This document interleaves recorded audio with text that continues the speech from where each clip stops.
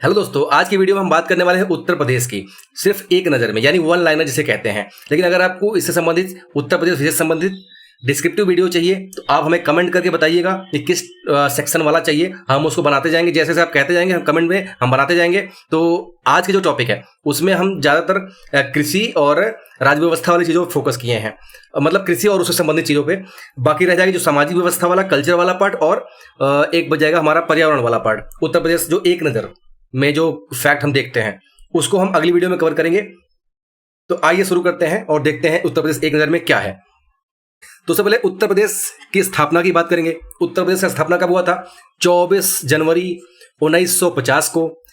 और 24 जनवरी 1950 को आज़ादी के बाद उत्तर प्रदेश भारत का एक स्वतंत्र राज्य के रूप में गठित हुआ था। इसलिए 24 जनवरी को उत्तर प्रदेश की स्थापना दिवस के रूप में मनाया जाता है। ठीक है, उत्तर प्रदेश के जो स्थापना हुआ था 1950 में, लेकिन उसके बाद उसका जो पुनर्गठन हुआ वो कब हुआ? 1956 में। 1956 में सोचिए, राज्य पुनर्गठन आयोग का गठन हुआ था केंद्र में। और उसके बाद जो भाषा के आधार पे कुछ दक्षिण भारत के राज्य अलग किए गए थे। आप हमें कमेंट में बताइए, सबसे पहला भाषा के आधार पे अलग अलग बनाया गया राज्य कौन सा है? कमेंट बॉक्स में डालिए, बहुत इंपॉर्टेंट क्वेश्चन है, हमेशा आता है। तो उत्तर प्रदेश का पुनर्गठन कब हुआ? 1 नवंबर 1956 को। उसके बाद उत्तर प्रदेश का विभाजन कब हुआ? विभाजन किसमें हुआ? एक जो उत्तराखंड राज्य है वो पहले अपने यूपी का भाग था, लेकिन उसे सन 2000 में उसे अलग करके अलग राज्य बना दिया गया। तो कब बना था? 9 नवंबर 2000 को। और उत्तराखंड में जो अभी वर्तमान जिले हैं वो हैं 13 जिले। ठीक, उसके बाद अगर हम नामकरण की बात करें अपने उत्तर प्रदेश का, जो आज का नाम है, ये पहले उत्तर प्रदेश नहीं कहते थे।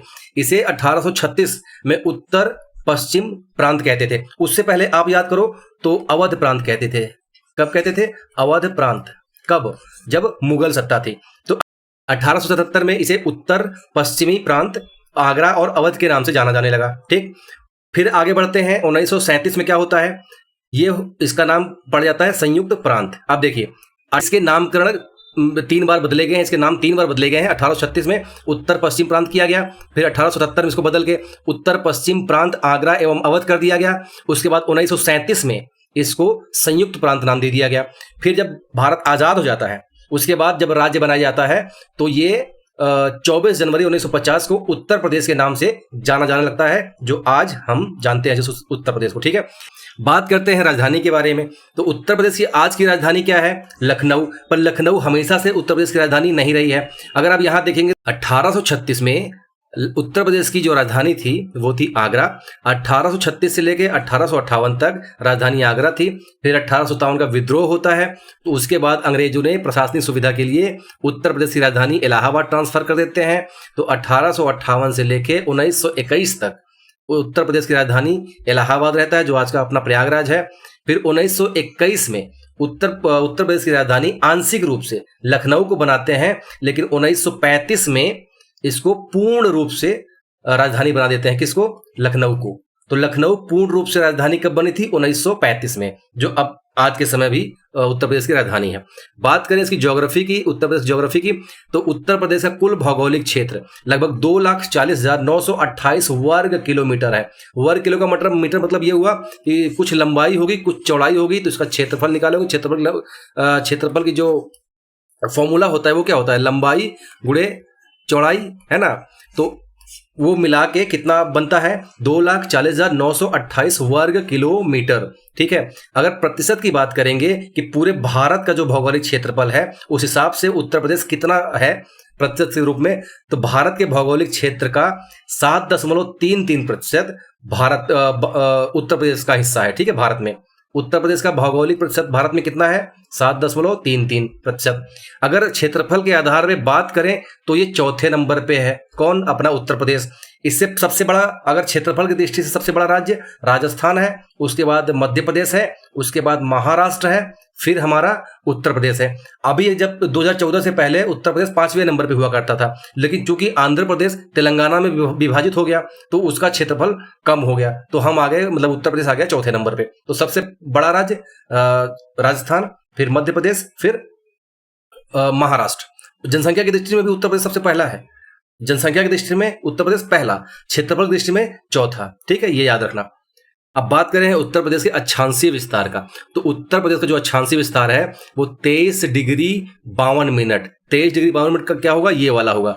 तो ये वाला जो अक्षांश है ये है 23 डिग्री 52 मिनट, ठीक, ये है 23 डिग्री 52 मिनट से लेके कहाँ तक है, 30 डिग्री 24 मिनट। तो क्या उत्तर प्रदेश से कर्क रेखा होकर गुजरती है, तो उत्तर प्रदेश से कर्क रेखा नहीं गुजरती, क्योंकि इसका अक्षांशीय विस्तार कर्क रेखा से थोड़ा ऊपर है, ठीक है। जैसे ये हमारा उत्तर प्रदेश कर्क रेखा यहां से गया होगा, कितना 23.5 होता है ना, और ये कितना है 23 डिग्री 52 मिनट है, और इसका ऊपरी अक्षांशीय विस्तार कितना है 30 डिग्री 24 मिनट। देशांतरी विस्तार की बात करेंगे, जो ये वाला एरिया है, ठीक है, ये वाला, तो यहां से लेके यहां तक कितना है, देशांतरी विस्तार कहते हैं इसको, ठीक, ये वाला खड़ी खड़ी लाइन जो है वो देशांतरी विस्तार है। तो देशांतरी विस्तार की बात करेंगे तो ये जो है ये 77 डिग्री 5 मिनट पे है, ठीक है, 77 डिग्री 5 मिनट पे। लेकिन इसका जो ये वाला हिस्सा है, पूर्वी हिस्सा, वो है 84 डिग्री 39 मिनट पे, ठीक है, 39 मिनट पे। अब देखिए, चूंकि भारत जो है ना, अगर देशांतर की बात करें तो देशांतर पूर्व की ओर है, अगर ये 0 डिग्री देशांतर है तो भारत इसके पूर्व में है। और बात करेंगे अक्षांशीय विस्तार की, तो भारत उत्तरी गोलार्ध में पड़ता है, तो अगर ये 0 डिग्री है तो भारत यहाँ पड़ेगा, अगर भारत यहाँ पड़ेगा तो उत्तर प्रदेश भी उत्तरी गोलार्ध में पड़ेगा। और देशांतर की बात करेंगे तो अगर भारत पूर्वी देशांतर में है तो उत्तर प्रदेश भी पूर्वी देशांतर में पड़ेगा। तब हम इसे कैसे कहेंगे, इसे हम कहेंगे कि भारत का, उत्तर प्रदेश का जो देशांतरी विस्तार है वो 23 डिग्री 52 मिनट नॉर्थ से, यानी उत्तर से लेके 30 डिग्री 24 मिनट उत्तर की ओर है। देशांतरी विस्तार कहेंगे तो 77 डिग्री 5 मिनट से लेकर 84 डिग्री 39 मिनट तक इसका देशांतर है पूर्व की ओर, ठीक है, दोनों पूर्व की ओर। ओके, बात करेंगे इसकी लंबाई चौड़ाई की, तो अगर पूर्व से पश्चिम उत्तर की लंबाई देखेंगे, पूर्व से पश्चिम ये लंबाई होगी, सबसे लंबा एरिया यही होगा, तो इसकी लंबाई होगी 650 किलोमीटर। अगर इसकी चौड़ाई की बात करेंगे तो इसकी चौड़ाई होगी 240 किलोमीटर। तो उत्तर प्रदेश की लंबाई कितनी है 650, उत्तर प्रदेश चौड़ाई कितनी है 240, इन्हीं दोनों का आप गुणा कर दो, आपको क्षेत्रफल मिल जाएगा। बात करें अगर सबसे उत्तर प्रदेश सबसे पूर्वी जिला, तो सबसे पूर्वी जिला कौन है, बलिया। उत्तर प्रदेश का सबसे पूर्वी जिला कौन है, बलिया। और सबसे पश्चिमी जिला होगा शामली। सबसे उत्तरी जिला ये है, सबसे उत्तरी जिला होगा सहारनपुर जो उत्तराखंड से लगा हुआ है। सबसे दक्षिणी जिला कौन सा है, तो ये ललितपुर वाला एरिया नहीं, ये वाला है। सबसे दक्षिणी जिला सोनभद्र, ठीक है, ये है सोनभद्र। और सबसे पूर्वी बलिया, सबसे पश्चिमी शामली, सबसे उत्तरी सहारनपुर, ठीक, यहां तक हो गया। अब बढ़ते हैं आगे। अब बात करेंगे सर्वाधिक वर्षा की, तो सर्वाधिक वर्षा गोरखपुर में होती है। गोरखपुर कहाँ है, तो गोरखपुर अपना इधर पड़ेगा। अब होता क्या है कि जैसे ये दक्षिण पश्चिम मानसून आता है इधर से, तो यहाँ से अरब सागर और बंगाल की खाड़ी से लेके पानी आता है, फिर यहाँ हिमालय से टकरा जाता है, फिर ऐसे मुड़ता है पश्चिम की ओर, फिर ऐसे घर के इधर निकल जाता है, ठीक, ये ऐसे आ रहा है, ऐसे निकल जा रहा है। तो जब ये यहाँ से आ रहा है तो इधर वर्षा होती जाएगी, फिर इधर वर्षा होती जाएगी। तो जो ये पानी समंदर से लेके आ रहा है, यानी अरब सागर की खाड़ी से और बंगाल, अरब सागर की से और बंगाल की खाड़ी से लेके पानी आ रहा है, वो इधर वर्षा करता हुआ आएगा ना। अगर वर्षा इधर करता हुआ आएगा तो हवा में, यानी मानसून की हवाओं में, मानसूनी पवनों में आर्द्रता घटती जाएगी, ठीक। अगर ये घटती जाएगी तो इधर जो वर्षा होगी, अगर यहाँ तक पहुंचेगा तो यहाँ ज्यादा वर्षा होगी, फिर अगर आगे जाएगा तो फिर इसकी आर्द्रता घटती जाएगी, तो जाहिर सी बात है इधर कुछ कम होगी। तो सबसे ज्यादा उत्तर प्रदेश में कहाँ होगी, गोरखपुर में। सबसे कम कहाँ होगी, मथुरा में, मथुरा यहाँ पड़ता है, ठीक। तो यहाँ लिखा हुआ है सबसे ज्यादा अधिक वर्षा कहाँ, गोरखपुर में, सबसे कम वर्षा कहाँ, मथुरा में, ठीक। अब बात करें उत्तर प्रदेश के सीमावर्ती राज्य के बारे में। उत्तर प्रदेश से 8 ऐसे राज्य हैं, ठीक, उत्तर प्रदेश में 8 राज्य जो है उत्तर प्रदेश की सीमा से जुड़े हुए हैं, और एक यूनियन टेरिटरी। यूनियन टेरिटरी क्या है, मतलब केंद्र शासित प्रदेश। जैसे हमारा है दिल्ली, ठीक, तो दिल्ली क्या है, केंद्र शासित प्रदेश। तो केंद्र शासित प्रदेश 1 और 8 राज्य उत्तर प्रदेश से सीमा साझा करते हैं। उन 8 राज्यों में कौन कौन है, तो एक उत्तराखंड है, एक हिमाचल प्रदेश है, और हरियाणा है, मध्य प्रदेश है, छत्तीसगढ़ है, बिहार है, झारखंड है, और एक यूनियन टेरिटरी है यानी केंद्र शासित प्रदेश, वो दिल्ली, ये तो आप जानते ही हैं, ठीक है। और हिमाचल प्रदेश की जो सीमा है वो सबसे कम लगती है उत्तर प्रदेश से, और मध्य प्रदेश की जो सीमा है वो सबसे अधिक लगती है, ठीक है। तो ये ध्यान रखना कि सबसे अधिक जो उत्तर प्रदेश सीमा लगती है वो मध्य प्रदेश से लगती है, सबसे कम लगती है हिमाचल प्रदेश से, और एक यूनियन टेरिटरी से भी लगता है, कभी आ जाए तो ये मिस हो जाता है अक्सर, तो दिल्ली से लगता है, चूंकि दिल्ली से लगता है तो दिल्ली एक यूनियन टेरिटरी है, ठीक। तो 8 + 1 9, ओके। अब यहां हम बात कर देखते हैं थोड़ा सा उत्तर प्रदेश का मैप। अब मैंने कहा था कि सबसे पूर्वी जिला क्या है, बलिया, ये देखो उत्तर प्रदेश का जो मेन लैंड है यहां तक है, लेकिन बलिया अपना ये यहां तक थोड़ा सा कोना निकला हुआ है, ठीक। तो सबसे पूर्वी बलिया, और मैंने कहा था सबसे पश्चिमी तो ये है शामली। अब देखो ये सहारनपुर यहाँ पे आगे खत्म हो जाता है, पर इसका जो ये वाला नोक है ना यहाँ पे शामली थोड़ा सा बढ़ जाता है, तो सबसे पश्चिमी शामली हो गया। और सबसे दक्षिणी मैंने कहा था सोनभद्र, तो देखो ललितपुर यहाँ पर है पर सोनभद्र यहाँ पे है, तो सबसे ये देखो यहाँ पे जा रहा है, जबकि अपना सोनभद्र यहाँ पे है, तो सबसे दक्षिणी कौन है, सोनभद्र। और सबसे उत्तरी, तो सबसे उत्तरी ये है उत्तर की दिशा, ये है दक्षिण की दिशा, ये है पूर्व, और ये है पश्चिम। समझ में आ गया, इतना समझ में आ गया। अब देखिए अब जैसे इतना हम पढ़ लिए हैं तो थोड़ा सा एक चीज और देख लेते हैं जो कभी कभी पूछता है कि नदियों के किनारे जो बसे हैं, वैसे तो इसको मैं लिख सकता था कौन कौन से शहर बसे हैं, पर मैं चाहता हूं आप थोड़ा सा उसको अरेंज भी करके देख लें। कभी कभी पूछ लेता है कि पूर्व से पश्चिम की ओर, पश्चिम से पूर्व की ओर। तो आप देखो सबसे ऊपर है सहारनपुर, अभी मैं नदियों किनारे नहीं बता रहा, तो जिले दिख रहे हैं, जिले कहाँ है, तो सहारनपुर जिला यहाँ है, उसके बाद शामली है, फिर मुजफ्फरपुर है, बिजनौर यहाँ है जो उत्तराखंड से लग रहा है, बागपत यहाँ है जो हरियाणा से लग रहा है, मेरठ किसी से सीमा साझा नहीं कर रहा है, उसके बाद गाजियाबाद है, हापुड़ है, और अमरोहा है, मुरादाबाद है, रामनगर है।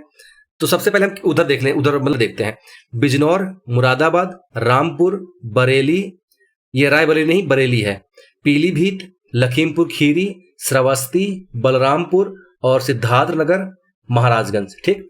उसके बाद हम अगर एकदम दक्षिण वाला हिस्सा देखें तो हमें मिलेगा सोनभद्र, चंदौली, मिर्जापुर, प्रयागराज अपना इधर है, चित्रकूट है, बांदा है, और ये महोबा है, ललितपुर है, झांसी है, जालौन है, ठीक, आगरा, मथुरा, और ये गौतम बुद्ध नगर जो नोएडा वाला एरिया है, फिर इधर गाजियाबाद, बागपत, शामली और फिर सहारनपुर। अब आप यहां से देख लो, कभी कभी ये क्वेश्चन पूछ लेगा कौन सा जिला किस राज्य से सीमा साझा करता है।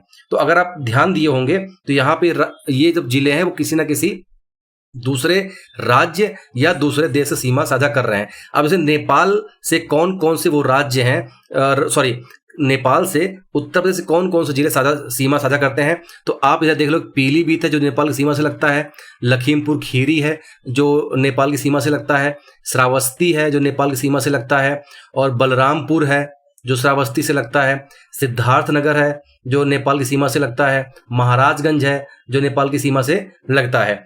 अब अगर कभी कभी ये भी पूछ लेता है कि कौन से तराई एरिया के जिले हैं, तो ये वाला है तराई एरिया, यहाँ पे हिमालय है, ठीक, यहाँ पे हिमालय रेंज है, तो हिमालय का जो गिरिपदी प्रदेश है वो तराई वाला एरिया है, तो ये उस हिसाब से आप देख लेना। अब देखो, अब कभी कभी स्पेसिफिक पूछ लेता है मध्य प्रदेश से कौन कौन सा जिला लगा हुआ है, तो एमपी अपना यहाँ से लेके यहाँ तक है, ठीक, तो ये आप जाके देख लेना अगर मैप में ढंग से। अब मैं बस बता रहा था मैप में आपको क्या क्या देखना है वो आप देख लेना। आपकी राजधानी एकदम सेंटर में है लखनऊ, ओके। अब गंगा देखिए, गंगा कहाँ से बह के आ रही है, गंगा आ रही है ये आ रही है गंगा, जाके बिहार में घुस जा रही है, बिहार में। अब आप देखो गंगा के किनारे कौन कौन से जिले पड़ते हैं, तो आप देखो गंगा किनारे एक बिजनौर, मुजफ्फरनगर, मेरठ, अमरोहा, हापुड़, बुलंदशहर, संभल, बदायूं, कासगंज, और ये फर्रुखाबाद, हरदोई, कन्नौज। लखनऊ नहीं पड़ता, लखनऊ गोमती नदी के पास पड़ता है, ठीक, लखनऊ गोमती नदी के पास पड़ता है। तो इधर कानपुर देहात, फिर कानपुर नगर, फिर रायबरेली, बरेली यहाँ था ऊपर, ये है ठीक, बरेली यहाँ पे है, ये क्या है रायबरेली, फतेहपुर, प्रतापगढ़, कौशाम्बी, प्रयागराज, मिर्जापुर, चंदौली, ठीक, और फिर इधर आ जाता है गाजीपुर का एरिया, बिजनौर वगैरह, ठीक, वाराणसी भी है। तो समझ गए। अब थोड़ा शहरों के नाम ना आप जाके देख लेना, गंगा किनारे कौन कौन से शहर बसे हैं। जैसे मैं आपको कुछ शहर बता देता हूँ। एक नरोरा है जो आपके बुलंदशहर में है, बुलंदशहर में है।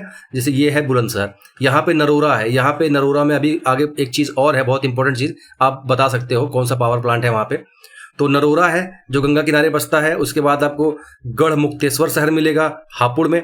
उसके बाद आपको बक्सर एक शहर है जो बुलंदशहर वहाँ पे है, उन्नाव में, ठीक। और इसी तरह के जो भी शहर हैं, जैसे मेरठ पड़ता है क्या, मेरठ गंगा किनारे पड़ता है, मेरठ शहर, हाँ पड़ता है।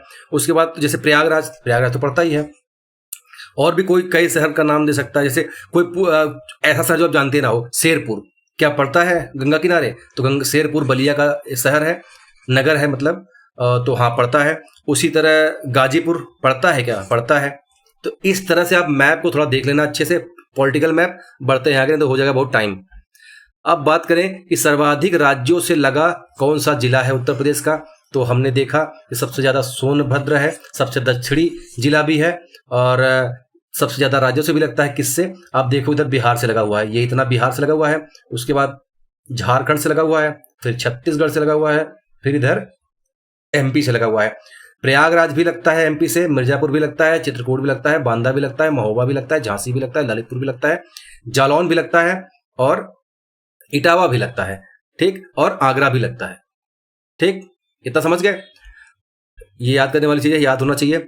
अगर बात करें क्षेत्रफल की दृष्टि से सर्वाधिक उत्तर प्रदेश का बड़ा जिला तो है लखीमपुर खीरी, तराई एरिया नेपाल से सटा हुआ है, आपने देखा होगा। उसके बाद अगर क्षेत्रफल की दृष्टि से पूछे सबसे बड़ा शहर कौन है, मैं बोल रहा हूँ क्षेत्रफल की दृष्टि से यानी एरिया की दृष्टि से, तो है लखनऊ। और सबसे छोटा शहर जो एरिया क्षेत्रफल में है वो है अपना श्रावस्ती। तो हमने देखा क्षेत्रफल की दृष्टि से कौन सबसे बड़ा है, लखनऊ। क्षेत्रफल की दृष्टि से कौन सबसे बड़ा जिला, छोटा जिला है, श्रावस्ती। अब हम देखते हैं कि जनसंख्या मतलब शहरी जनसंख्या के हिसाब से सबसे बड़ा जिला कौन सा है, यानी वो जिला जहां सबसे ज्यादा लोग शहरों में रहते हैं, तो वो है गाजियाबाद, ठीक है। तो शहरी आबादी की दृष्टि से सबसे बड़ा जिला गाजियाबाद। लेकिन वहीं बात करें जनसंख्या की दृष्टि से सबसे बड़ा शहर, तो शहर हुआ कानपुर, ठीक है। ये जिला की बात नहीं कर रहा मैं, शहर की बात कर रहा, और ये मैं जिला की बात कर रहा। तो ध्यान देना, जनसंख्या की दृष्टि से सर्वाधिक बड़ा शहरी जिला, जहां मतलब वो जिला जहां सबसे ज्यादा शहरी आबादी है, लोग गांवों में कम रहते हैं, शहरों में ज्यादा रहते हैं, तो वो जिला है गाजियाबाद, ठीक। लेकिन वो शहर जहां जो सबसे बड़ा है किस मामले में, शहरी आबादी के मामले में, तो वो है कानपुर। अब दोनों में अंतर नहीं समझ में आ रहा होगा ना, मैं अंतर समझाता हूं। जैसे सबसे बड़ा शहरी आबादी वाला शहर वो है कानपुर, लेकिन कानपुर इतना बड़ा है कि वहां पे लोग गांव में भी रहते हैं और शहर में भी रहते हैं। तो वहां पर ये ऐसा नहीं कि कानपुर में सबसे ज्यादा लोग शहर में रहते हैं, वहां गांव में भी ज्यादा रहते हैं और शहर में भी ज्यादा रहते हैं। लेकिन अब बात करोगे गाजियाबाद की, तो गाजियाबाद में जो है वहां की जनता शहरों में ज्यादा रहती है और गांव में कम रहती है। अंतर थोड़ा सा समझ लेना अच्छे से। उसी तरह अगर बात करें न्यूनतम शहरी आबादी वाला जिला, तो कौन सा है, श्रावस्ती। अब इसी का उल्टा कर दो कि अधिकतम ग्रामीण जनसंख्या वाला जिला, श्रावस्ती हो जाएगा। न्यूनतम ग्रामीण जनसंख्या वाला जिला गाजियाबाद, ठीक, समझ में आ गया। पर इसका उल्टा ऐसे मत करना क्योंकि ये गलत हो जाएगा। बस ये इतना याद रखना, कानपुर जो है वहां पे शहरी आबादी वाला बड़ा शहरी आबादी वाला शहर है, ओके। अब अन्य राज्यों जो मतलब अन्य राज्यों से जो लगे यूपी के जिले हैं वो मैं अलग से लिखा हूँ, मैप में तो आपको दिखाई दिया हूँ, फिर भी आप यहाँ पे एक बार देख लो ताकि क्वेश्चन के फॉर्म में, कभी शब्दों के फॉर्म में याद रहे। अब उत्तराखंड से लगते हैं 7 जिले, उत्तराखंड से कितने लगते हैं, 7 जिले। लेकिन हमने बताया था कि एमपी सबसे ज्यादा सीमा साझा शेयर करता है, तो उससे सबसे ज्यादा जिले भी लगेंगे, कितने, 11। उत्तराखंड से जो लगने वाले जिले हैं मुजफ्फरनगर, सहारनपुर, बिजनौर, रामपुर, मुरादाबाद, पीलीभीत और बरेली। उसके बाद बिहार से जो लगते हैं तो जाहिर सी बात है कि पूर्वी जिले ही होंगे, तो सोनभद्र, बलिया, देवरिया, गाजीपुर, कुशीनगर, चंदौली और महाराजगंज। झारखंड तो उससे जो जिला लगता है हमारा सोनभद्र। मध्य प्रदेश से लगने वाला जो जिले हैं आगरा, ललितपुर, महोबा, झांसी, इटावा, जालौन, बांदा, चित्रकूट, प्रयागराज, मिर्जापुर और सोनभद्र, 11 जिले हैं। राजस्थान से हमारे 2 जिले लगते हैं, आगरा और मथुरा।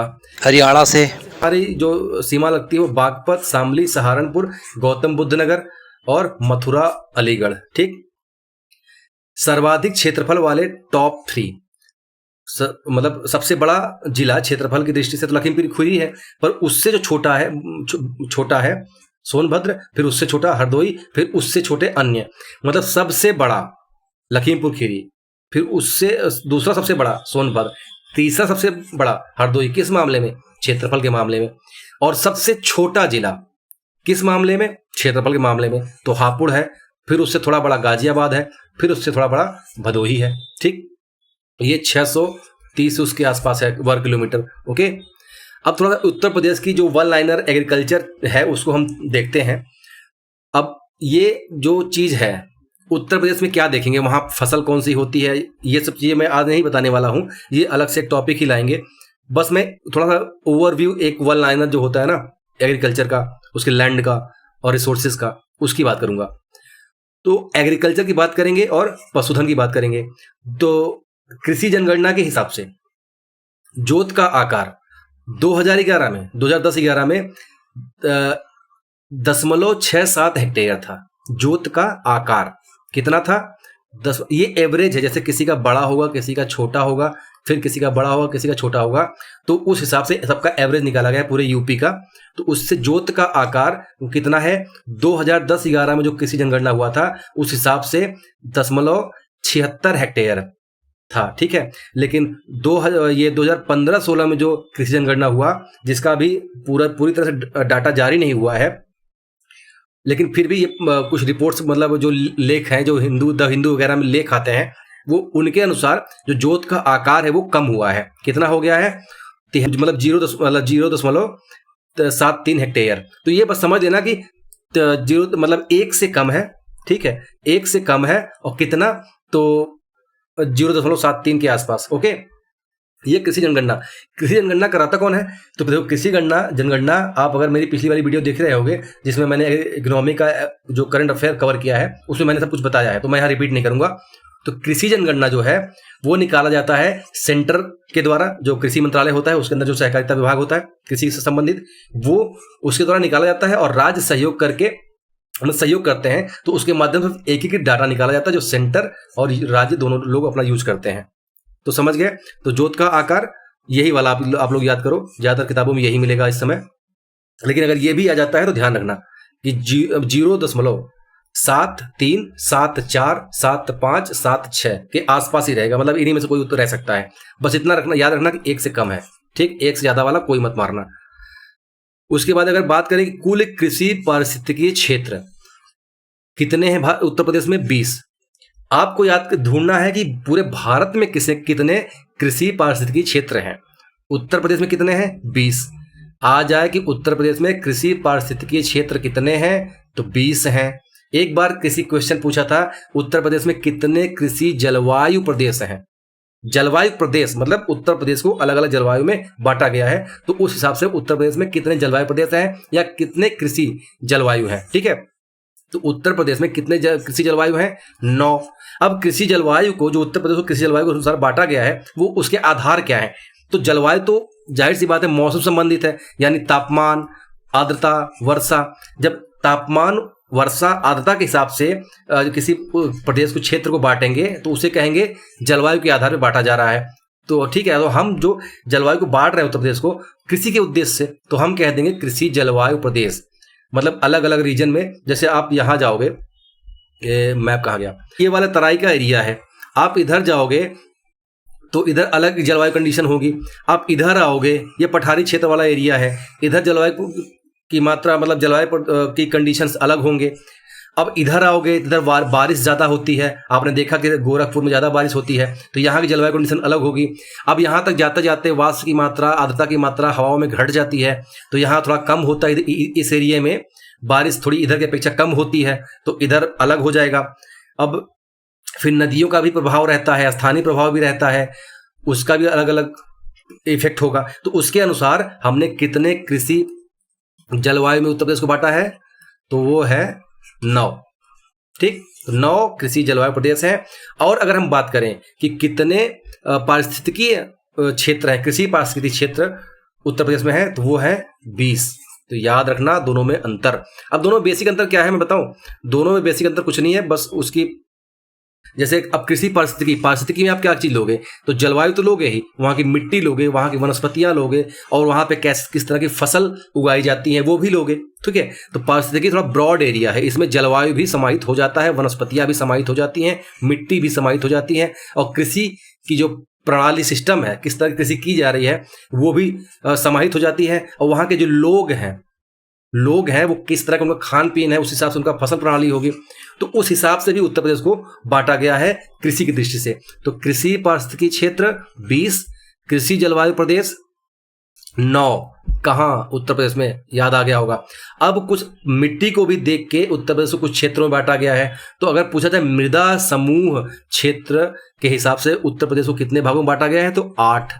किसी तरह से भी घुमा फिरा के क्वेश्चन आ सकता है कि मृदा समूह क्षेत्र के हिसाब से उत्तर प्रदेश कितने भागों में बांटा गया है, 8। या उत्तर प्रदेश में कितने मृदा समूह पाए जाते हैं, तो 8।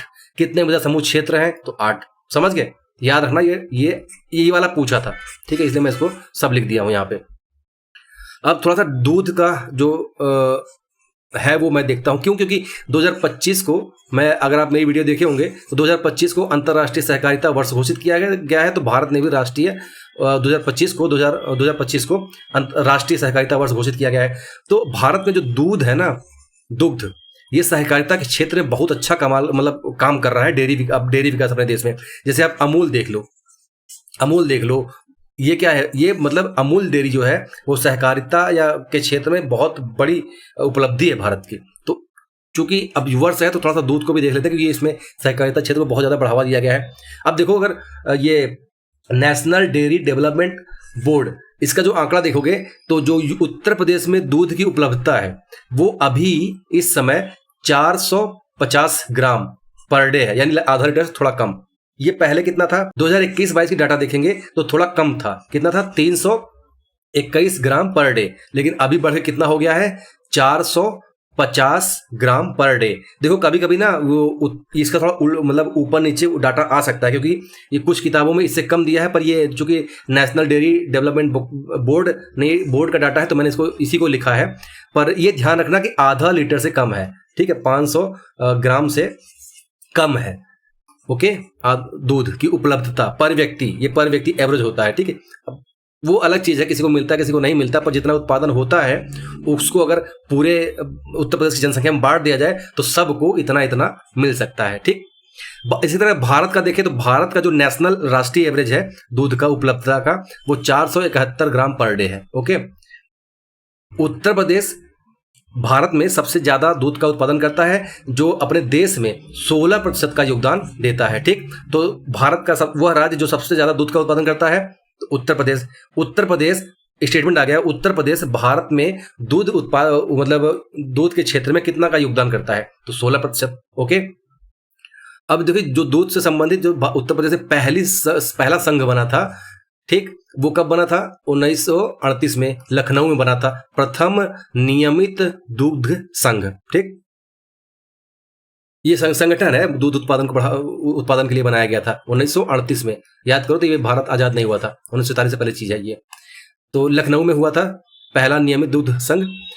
पशुधन गणना जो हुई थी 20वीं, वो कब हुआ था? 2019 में।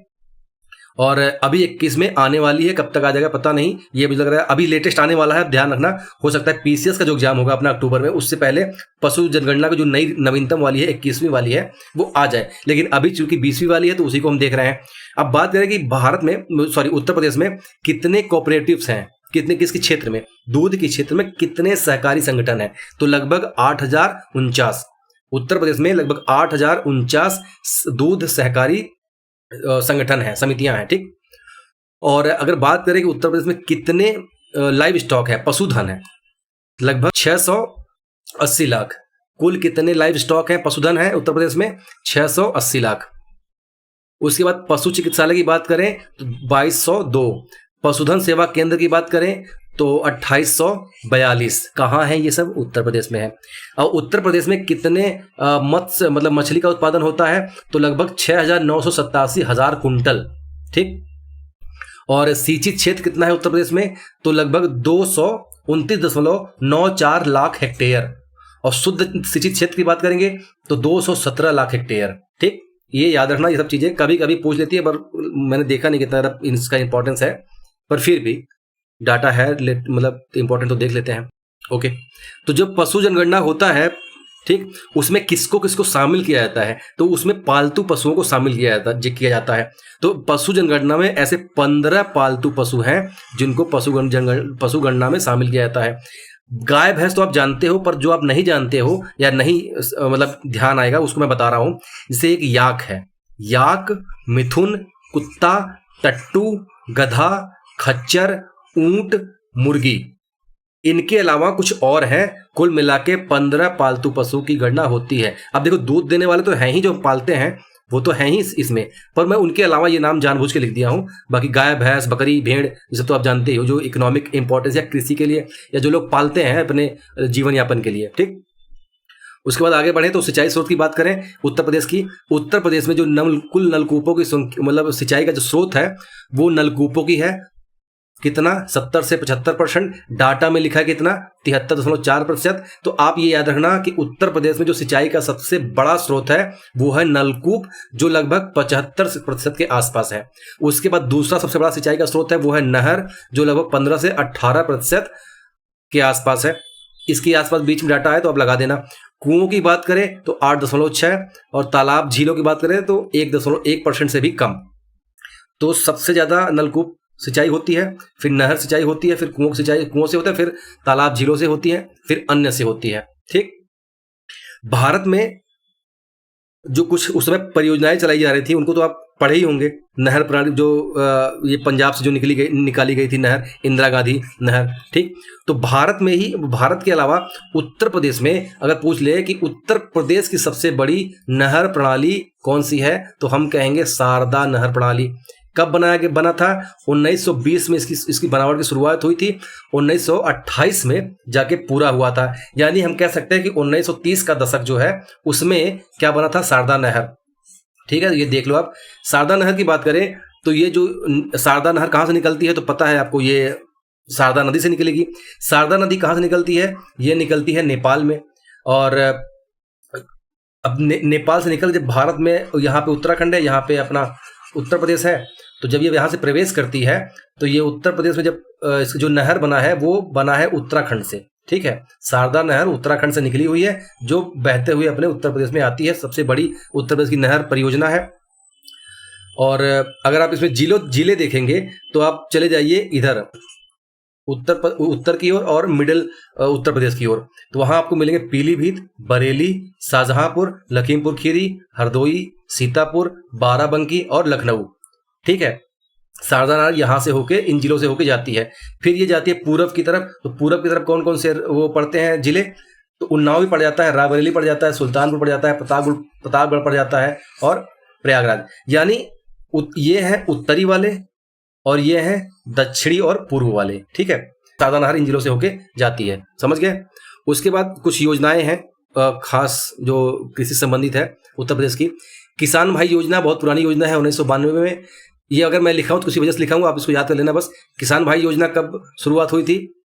1992 में। चकबंदी योजना कब शुरू हुआ था? 1954 में। किसान मित्र योजना कब शुरू हुआ था? 2013 में। ई जिला परियोजना कब शुरू हुआ था उत्तर प्रदेश में? 2009 में। ये सब उत्तर प्रदेश की योजनाएं हैं, कुछ मुझे इंपॉर्टेंट लगी इसलिए मैंने लिख दिया, इसको याद कर लेना। किसान भाई 1992, चकबंदी योजना 1954, किसान मित्र योजना 2013, ई जिला परियोजना 2009।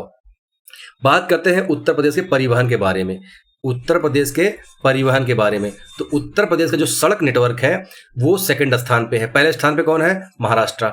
पूरे देश में महाराष्ट्र, और दूसरे नंबर पे है अपना उत्तर प्रदेश। ठीक, सड़क नेटवर्क के मामले में दूसरा सबसे बड़ा राज्य है उत्तर प्रदेश भारत में। अगर उत्तर प्रदेश में बात करें राष्ट्रीय राजमार्गों की संख्या, तो राष्ट्रीय राजमार्ग की जो पूरी लंबाई है वो 12,733 किलोमीटर है। ये 2024 का आंकड़ा है। 2024 तक राष्ट्रीय राजमार्गों की लंबाई 12,733 किलोमीटर है। राष्ट्रीय राजमार्ग क्या करते हैं? राष्ट्रीय राजमार्ग हमेशा दो राज्यों को आपस में जोड़ते हैं। ठीक है, दो या दो से अधिक राज्यों को आपस में जोड़ते हैं, ये ध्यान रखना। और राष्ट्रीय राजमार्ग के लिए जो संस्था है वो है NHAI, national highway authority of India, जो इसकी देखरेख करती है, जिसके क्षेत्र में, जिसके अंतर्गत आता है। तो राष्ट्रीय राजमार्ग 2 या 2 से अधिक राज्यों को आपस में जोड़ती है, इसलिए इसको क्या कहते हैं, राष्ट्रीय राजमार्ग। उसके बाद आप यहाँ पे देख रहे हैं राज्य मार्ग लिखा हुआ है। राज्य मार्ग क्या करता है, 2 जिलों को, 2 या 2 से अधिक जिलों को आपस में जोड़ता है। समझ गए राष्ट्रीय राजमार्ग और राज्य राजमार्ग में अंतर। इसका डाटा भी इतना इंपॉर्टेंट नहीं, फिर भी मैंने लिख दिया हूँ। कुछ ऐसे एक्सप्रेसवे हैं वो देख लो, जैसे यमुना, जिसे ताज एक्सप्रेसवे कहते हैं, दिल्ली मेरठ, पूर्वांचल, लखनऊ, अन्य। एक काम करना आप, अगर टाइम मिले ना, तो ये जो एक्सप्रेसवे हैं थोड़ा ये देखना किन किन जिलों से होके जा रहा है। कभी कभी पूछ लेता है कि ये जो, अभी सबका तो याद नहीं करना, पर जो लेटेस्ट है, जो लेटेस्ट एक्सप्रेसवे बन रहे हैं, उनका एक बार नेट पे सर्च करके देख लेना कि जो लेटेस्ट एक्सप्रेसवे है किन किन जिलों से होके जा रहा है। ठीक, उसी तरह गंगा एक्सप्रेसवे है जो मेरठ से शुरू होगा, प्रयागराज में खत्म होगा। बुंदेलखंड है जो अभी, ये तो बुंदेलखंड वाला तो बहुत इंपॉर्टेंट है, क्योंकि यहाँ पे गए थे उद्घाटन करने और बहुत चर्चा में था ये। ग्रामीण सड़कों के विकास के लिए जो गांवों को 1, 2 या 2 से अधिक गांवों को आपस में जोड़ती है, वो है क्या, प्रधानमंत्री ग्राम सड़क योजना। मतलब गांवों को जिलों से, जिला मुख्यालयों से और आपस में गांवों को जोड़ती है। अगर बात करें रेलवे परिवहन की उत्तर प्रदेश में, ट्रेन की, तो उत्तर प्रदेश में ट्रेन, मतलब मैं बहुत ज़्यादा डाटा इसमें लिखा नहीं, क्योंकि मुझे उतना इंपॉर्टेंट लगा नहीं, पूछता नहीं वो तो राष्ट्रीय लेवल पे पूछता है। उत्तर प्रदेश विशेष में, कोई उत्तर प्रदेश में रेल लाइनें कितनी बिछी हैं पूछ सकता है, कोई बड़ी बात नहीं है, पर मुझे नहीं इंपॉर्टेंट लगा।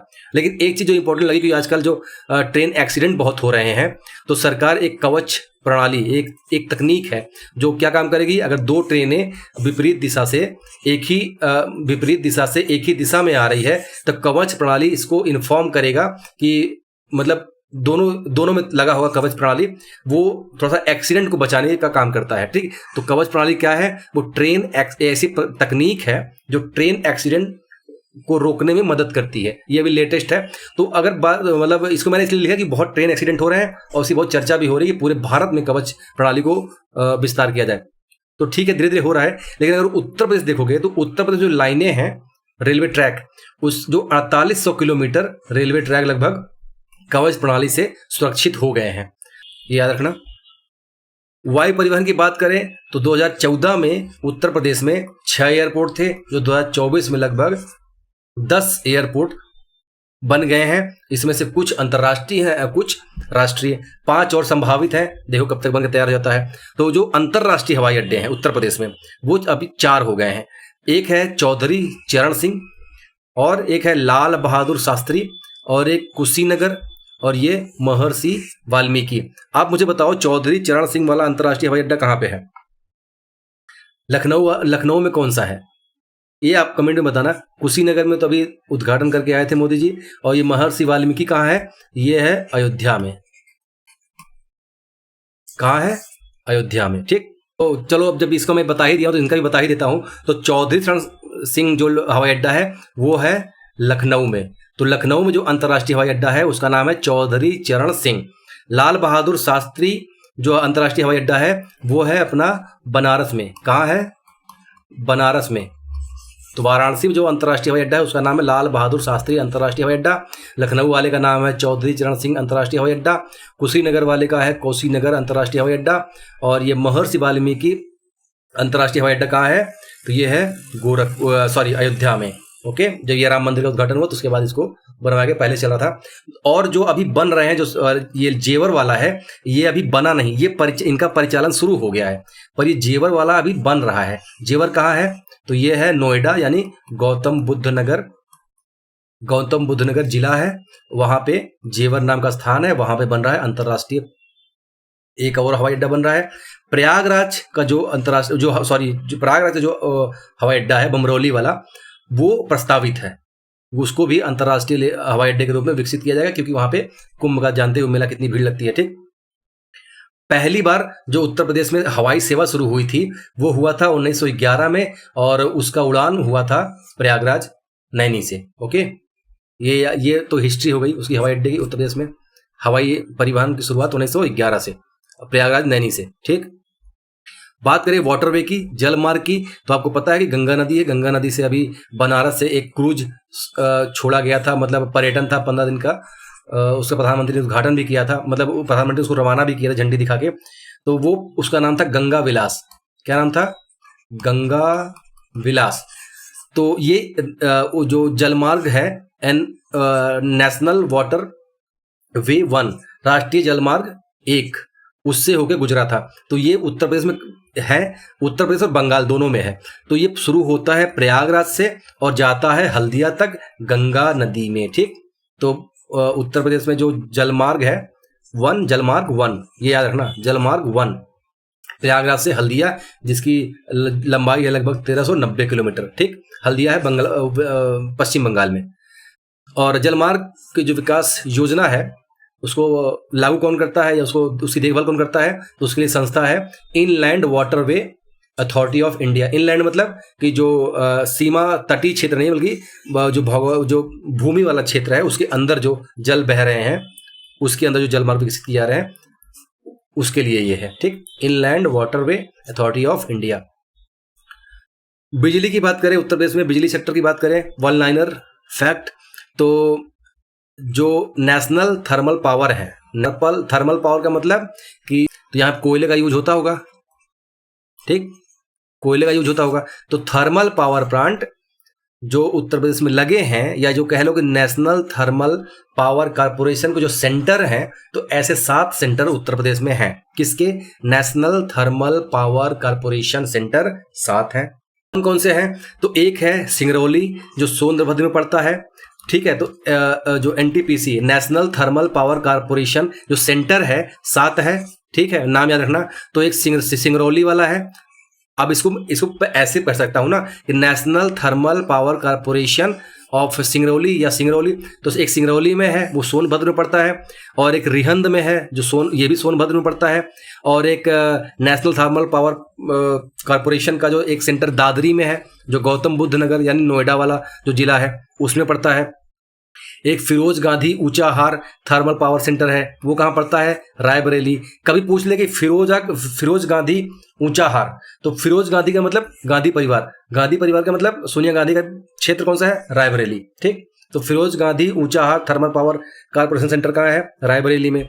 उसके बाद एक टांडा थर्मल पावर से स्टेशन है, तो टांडा थर्मल पावर स्टेशन कहाँ पड़ता है? अंबेडकर नगर जिला में पड़ता है। उसके बाद औरैया है, एनटीपीसी औरैया है, thermal power plant corporation Auraiya वाला। औरैया जिला तो अलग से मतलब वो तो जिला ही है। उसके बाद national capital power station, national power capital station. अब जब नेशनल कैपिटल का ही पावर स्टेशन है, यानी राजधानी का ही, अगर राष्ट्रीय राजधानी का ही पावर स्टेशन है, तो कहाँ पड़ेगा? उसके आसपास, यानी गौतम बुद्ध नगर में, दादरी में। ठीक है, तो दादरी में 2 है, ये याद रखना। तो एनटीपीसी के सेंटर कितने हैं उत्तर प्रदेश में जो बिजली बनाती है? ठीक, कितने हैं? 7 हैं। उसके बाद कुछ और भी हैं जो एनटीपीसी और अन्य कंपनियां, प्राइवेट कंपनियां मिलकर बना रही हैं, वो इतना इंपॉर्टेंट नहीं है, फिर भी जान लो कि मेजा में है और एक खुर्जा में है। इन सब का कभी कभी पूछ लेता है कि जैसे ये रिहंद ताप परियोजना पूछेगा। रिहंद ताप परियोजना या ताप विद्युत परियोजना कहाँ पे है? तो सोनभद्र में। सिंगरौली ताप विद्युत परियोजना कहाँ है? तो सोनभद्र में है। ऐसे तो इस तरह से पूछ सकता है, याद रखना। उसके बाद कुछ जल विद्युत परियोजनाएं हैं, अगर आप इसको ढंग से समझना चाहते हो तो मेरी एक वीडियो पड़ी है, आप वहां जाके देख सकते हो, प्लेलिस्ट में आपको मिल जाएगी। उसके नाम से आप समझ जाओगे, जल विद्युत मतलब बहुउद्देशीय परियोजनाओं के नाम से है। तो अगर उत्तर प्रदेश की बात करेंगे जो बहुउद्देशीय परियोजनाएं या जल विद्युत परियोजनाएं हैं, तो एक रिहंद है जो सोनभद्र में पड़ता है, रिहंद जल विद्युत परियोजना सोनभद्र में। एक ओबरा जल विद्युत परियोजना, जल विद्युत गृह है, वो भी सोनभद्र में पड़ता है। खारा जल विद्युत परियोजना है, वो सहारनपुर में पड़ता है। एक माता टीला जल विद्युत परियोजना है, वो ललितपुर में पड़ता है। किस नदी पे है आप बताना। एक ऊपरी गंगा नहर विद्युत परियोजना है, ये मुजफ्फरनगर और मेरठ के आसपास पड़ता है। ये पूर्वी यमुना नहर है, उस पर भी है। और उसके बाद शीतला जल विद्युत गृह है झांसी में। ये सब पूछ लेना कि मतलब झांसी में है कि नहीं है, सहारनपुर में है कि नहीं है, कभी दे देगा, कुछ किसी तरह से क्वेश्चन पूछ सकता है, उसका कुछ भरोसा नहीं है। उसके बाद अगर क्या उत्तर प्रदेश में कोई परमाणु ऊर्जा केंद्र है, तो हाँ है, जिससे बिजली बनती है, वो नरौरा वाला है। नरौरा परमाणु ऊर्जा केंद्र कहाँ पे है? बुलंदशहर में। बुलंदशहर कहाँ था? ऊपर हमने देखा था ना, अगर ये हमारा उत्तर प्रदेश हो गया तो यहाँ पे था। ठीक है, उसके बाद बात करें नवीकरणीय ऊर्जा की, तो इसके लिए जो एजेंसी है उसका नाम है नवीन एवं नवीकरणीय ऊर्जा अभिकरण, इसे कहते हैं यूपी नेडा। ठीक, यूपी में सौर ऊर्जा नीति 2022 में बनाई गई थी, जिसका टारगेट रखा गया था कि 5 वर्ष में हम 22,000 मेगावाट की जो बिजली बनाएंगे वो नवीकरणीय ऊर्जा से, मतलब वो नवीकरणीय ऊर्जा से बनाएंगे, नवीकरणीय स्रोतों से बनाएंगे। ठीक, ये याद रखना। तो सौर ऊर्जा पॉलिसी कब बनाई गई हमारी? 2022 में। बात करें थोड़ा सा उत्तर प्रदेश के पॉलिटिकल चीज़ों की, वन लाइनर की बात करेंगे, कोई ऐसा चीज नहीं, सिर्फ फैक्ट। तो राजकीय चिन्ह कितना क्या है उत्तर प्रदेश का? वो मतलब एक जो सिंबल बना है, आप तो जानते ही हो कि एक 2 वृत्त है और उसमें मछली है, एक तीर धनुष है और बीच में गंगा यमुना बह रही है। तो ये उसका राजकीय चिन्ह में ये चीजें इन चीजों से मिला के बनाया गया है। राजकीय पशु की बात करें तो बारहसिंगा है। राष्ट्रीय पक्षी की बात करें तो सारस, जिसे क्रॉच भी कहते हैं, वो है। राजकीय पुष्प की बात करें तो पलाश या टेसू है, जिसे 2011 में बनाया गया राजकीय पुष्प। उत्तर प्रदेश के राजकीय वृक्ष की बात करें तो अशोक है। राष्ट्रीय खेल की बात करें तो हॉकी है, और राष्ट्रीय नहीं, राजकीय। राजकीय भाषा की बात करें तो आज़ादी के बाद से तो हिंदी रही है राजकीय भाषा, लेकिन इसे 1989 में उर्दू भी, मतलब दूसरी राजकीय भाषा बना दिया गया। तो पहली कौन? हिंदी, दूसरी कौन? उर्दू। ये याद रखना। तो अभी कभी आ जाए कि निम्नलिखित में से कौन उत्तर प्रदेश की राजकीय भाषा है? हिंदी, उर्दू, इंग्लिश या वह 1 और 2? तो 1 और 2 यानी हिंदी और ये उर्दू। ठीक, बात करें कुछ और चीज़ों की जो गवर्नमेंट से जुड़े हुए हैं, यानी सरकार से, वहाँ की व्यवस्था, राजकीय व्यवस्था से। तो उत्तर प्रदेश की जो विधानमंडल है वो कैसी है? वो द्विसदनी है। भारत में ऐसे 6 राज्य हैं जो जहाँ की विधानमंडल द्विसदनी है। द्विसदनी का मतलब सेंटर में होता है ना लोकसभा, राज्यसभा, उसी तरह भारत के 6 राज्यों में ऐसी व्यवस्था है कि वहाँ की जो विधानमंडल है, जो कानून बनाती है, वो द्विसदनात्मक है। 6 राज्यों के अलावा और में ये विधान परिषद नहीं पाया जाता, सिर्फ ये विधानसभा पाई जाती है। तो वो 6 राज्य बताओ जहां का विधानमंडल द्विसदनी है। या पूछ लेगा निम्नलिखित में से कौन वो राज्य हैं जहां विधान परिषद पाए जाते हैं, या जिनका जहां पे विधान परिषद गठन हुआ है, वो आप 6 राज्य देख लेना। उत्तर प्रदेश में तो है, तो ठीक है। उत्तर प्रदेश विधानसभा का जो सीट है वो कितनी है? 403, सभी निर्वाचित होते हैं। विधान परिषद में कितनी सीटें हैं? तो वो है 100। विधान परिषद का गठन कब हुआ था? 1937 में। ठीक है। लोकसभा सीट उत्तर प्रदेश में कितनी है? तो 80। कितनी है? 80। इसीलिए उत्तर प्रदेश में जब लोकसभा का चुनाव आता है तो सब सरकारें या सब पार्टियों का जोर किस पे होता है? उत्तर प्रदेश का, क्योंकि उत्तर प्रदेश अगर जीत लिया तो सरकार बना लिया। तो क्योंकि यहाँ पे सीट सबसे ज्यादा है, कितना? 80। राज्यसभा की सीट कितनी है? 31। अब देखो लोकसभा में उत्तर प्रदेश में सबसे ज्यादा प्रतिनिधि हैं, लेकिन फिर भी उत्तर राष्ट्रीय में, अगर राष्ट्रीय लेवल पे देखोगे तो सबसे ज्यादा, मतलब पिछड़े राज्यों में बिहार और झारखंड के बाद वो अपना उत्तर प्रदेश ही आता है। जबकि इतने लोग क्या कर रहे हैं सेंटर में जाके, क्यों नहीं कोई चीज खींच के ला रहे हैं अपने उत्तर प्रदेश में? खैर वो अलग मुद्दा हो गया। तो सीट कितनी है लोकसभा की? 80। राज्यसभा की सीट कितनी है? 31। सर्वाधिक विधानसभा सीट कौन सा जिला है? तो प्रयागराज में। प्रयागराज में सबसे ज्यादा, लगभग 12 विधानसभा सीट है, तो सबसे ज्यादा विधानसभा सीटों वाला जिला है। सबसे कम विधानसभा कौन सी, मतलब सबसे कम विधानसभा सीट किस जिले में है? तो ये श्रावस्ती, महोबा, चित्रकूट, ये छोटे छोटे जिले हैं, तो यहाँ पे 2-2 विधानसभा सीटें हैं।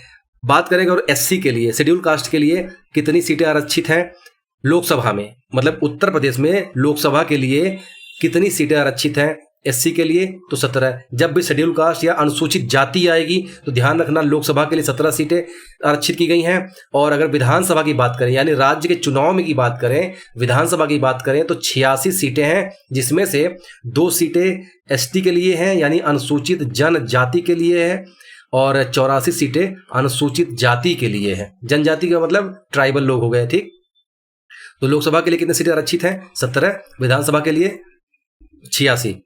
बात करें उत्तर प्रदेश का जो पहले मुख्यमंत्री कौन थे? वो थे पंडित गोविंद वल्लभ पंत। उत्तर प्रदेश के पहले मुख्यमंत्री कौन? पंडित गोविंद वल्लभ पंत।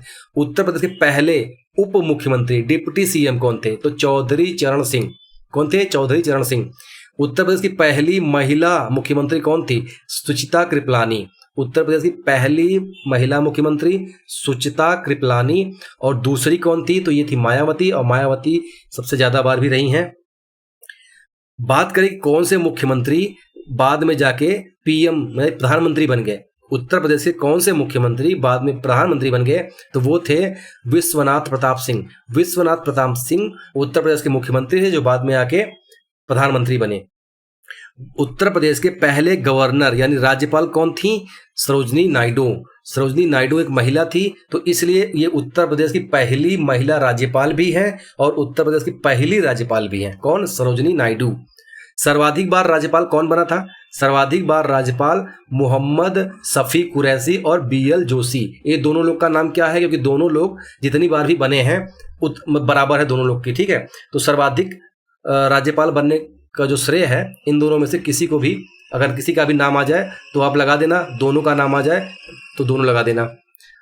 स्वतंत्रता के बाद प्रथम विधानसभा अध्यक्ष कौन बना? स्वतंत्रता के बाद क्योंकि उससे पहले भी तो उत्तर प्रदेश में विधानसभाएं हुई थी। विधानसभा नहीं कहा जाता था उसको, लेजिस्लेटिव काउंसिल स्टेट की कहा जाता था, जो नाम बदल के हमने विधानसभा रख दिया। तो जो स्वतंत्रता के बाद प्रथम विधानसभा अध्यक्ष थे वो थे राजर्षि पुरुषोत्तम दास टंडन, ठीक, ये थे पुरुषोत्तम दास टंडन। अभी इस समय कौन है विधानसभा के अध्यक्ष वो आप देख लेना। अभी मैं इसको जानबूझ के नहीं लिखा हूं, क्या पता एग्जाम के समय बदल भी सकते हैं, मतलब इनका, तो इसलिए मैंने पहला लिखा है। अभी प्रेजेंट वाला आप देख लेना, मैं बताऊंगा भी नहीं अभी, क्योंकि वो आपके दिमाग में चला जाता है। बाद में आप एक साल बाद कहीं पेपर दो किसी चीज का तो वहां पे आपको याद रह जाए, ठीक है। तो अगर सर्वाधिक बार पूछे सर्वाधिक बार विधानसभा अध्यक्ष कौन बना है तो आत्माराम गोविंद खरे और केसीराम त्रिपाठी। तो केसीराम त्रिपाठी और आत्माराम गोविंद खरे ये दोनों लोग विधानसभा अध्यक्ष 3 बार बने हैं, इसलिए इनको सर्वाधिक बार कहा जाता है। स्वतंत्रता पश्चात विधानसभा परिषद के सभापति कौन थे पहली बार? तो वो थे चंद्रभान। चंद्रभान नहीं है, ये चंद्रभान है। और सर्वाधिक बार बात करें विधान परिषद के सभापति तो वो थे वीरेंद्र स्वरूप। महिला की बात करें किस चीज में कि विधानसभाओं में जो महिला हैं, यानी उत्तर प्रदेश से जो चुनाव हुआ था उसमें कितनी महिलाएं चुन के आई थी। तो राजनीति में राजनीति व्यवस्था में कानून बनाने की प्रक्रिया में उनको शामिल किया जा रहा, यानी महिलाएं अब सशक्त हो रही हैं। तो 16वीं में 35 था और इस समय 18वीं में प्रेजेंट टाइम में 47 महिलाएं हैं कि हाँ अपने उत्तर प्रदेश की विधानसभा में। ओके, विधानसभा अध्यक्ष जो बाद में जाके मुख्यमंत्री बनी वो कौन थे? तो वो ये हैं श्रीपति मिश्र। श्रीपति मिश्र एक टाइम पे विधानसभा अध्यक्ष हुआ करते थे जो बाद में जाके मुख्यमंत्री भी बने, ठीक। ऐसा कुछ पूछे तो श्रीपति मिश्र और श्री बनारसी दास ये दोनों लोग हैं जो विधानसभा अध्यक्ष थे फिर बाद में मुख्यमंत्री भी बन गए। लंबे समय तक पूछे कि सबसे ज्यादा लंबे समय तक टाइम तक कौन सीएम रहा तो योगी जी हैं, योगी आदित्यनाथ। ये अगर पूछे कि 33वें भारत के 33वें मुख्यमंत्री कौन तो 33वें मुख्यमंत्री योगी आदित्यनाथ। पूछ ले कि कार्यकाल के हिसाब से उत्तर प्रदेश के 33वें मुख्यमंत्री कौन तो योगी। और 21वें व्यक्ति के हिसाब से तो योगी। मतलब इसका मतलब ये है कि जैसे एक व्यक्ति लगातार 2 बार मुख्यमंत्री रह गया है तो जैसे योगी जी भी रह चुके हैं, इससे पहले भी कई लोग रह चुके हैं, मतलब ये तो है योगी जी तो हैं, तो योगी लगातार 2 बार है तो व्यक्ति तो वही है, ठीक। लेकिन कार्यकाल के हिसाब से 5 रहे फिर 5 रहे, अब आगे भी क्या पता रह सकते हैं। इसी तरह पहले भी रहे हैं कि 5 रहे फिर 5 रहे, तो इसलिए कार्यकाल के तो हिसाब से तो संख्या ज्यादा आएगी। 33वां कार्यकाल चल रहा है, ठीक। लेकिन व्यक्ति के हिसाब से कौन होगा? ये 21वां। अच्छा, अब यहां चीज देखें कि कार्यकाल के हिसाब से तो ये 33वां है, जबकि अभी 18वीं वो चल रही है विधानसभा का जो चुनाव क्षेत्र, क्योंकि बीच बीच में कभी कभी टूट भी गया है कि 2 ही साल, किसी का कार्यकाल 2 ही साल का रहा है, सरकार गिर गई है, किसी का 3 ही साल का रहा है कार्यकाल, सरकार गिर गई है। तो इस हिसाब से कार्यकाल उनका किसी का कम किसी का ज्यादा होते होते ये बढ़ गया। अब अगर सब 5 रहते तो इस समय तो ये 33वां थोड़ी ना होता। कार्यकाल के हिसाब से ये बहुत होते 18वें या 19वें होते, पर कोई 1 साल के लिए भी रहा है, 1 साल के कार्यकाल के लिए भी रहा है, कोई 2 साल के लिए भी रहा है, इस तरह से।